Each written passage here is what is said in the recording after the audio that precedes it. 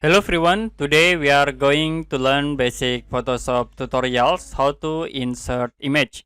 Okay, for example, I will create new file and we use default template settings.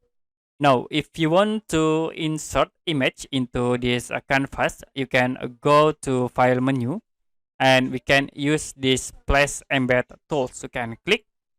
Now you can search for your image. As example, I will use this image. Click place and then it will be insert. You also can rescale, you can resize by clicking at these corner points or in the top here.